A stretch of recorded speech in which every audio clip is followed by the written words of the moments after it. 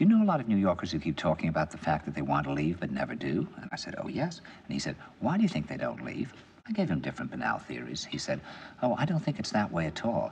He said, I think that New York is the new model for the new concentration camp, where the camp has been built by the inmates themselves, and the inmates are the guards, and they have this pride in this thing they've built. They've built their own prison, and so they exist in a state of schizophrenia, where they are both guards and prisoners, and as a result, they no longer have, having been lobotomized, the capacity to leave the prison they've made, or to even see it as a prison.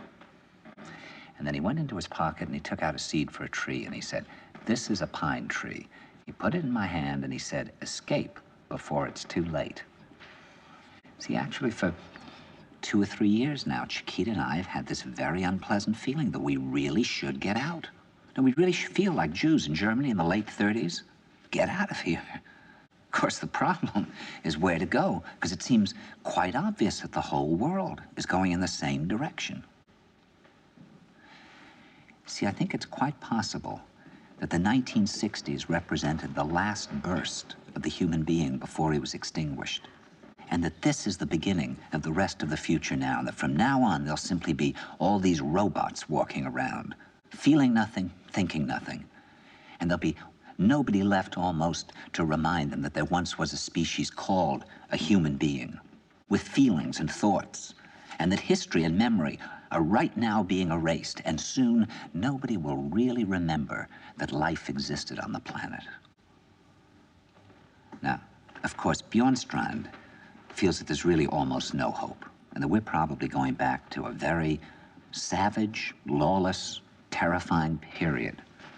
Findhorn people see it a little differently.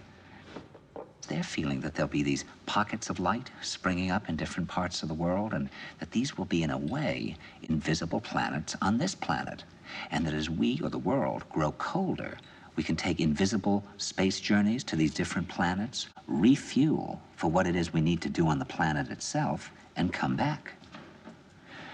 And it's their feeling that there have to be centers now where people can come and reconstruct a new future for the world. And when I was talking to Gustav Bjornstrand, he was saying that actually these centers are growing up everywhere now. And that what they're trying to do, which is what Findhorn was trying to do, and in a way, what I was trying to do, I mean, these things can't be given names, but in a way, these are all attempts at creating a new kind of school or a new kind of monastery. And Bjornstrand talks about the concept of reserves, islands of safety, where history can be remembered and the human being can continue to function in order to maintain the species through a dark age.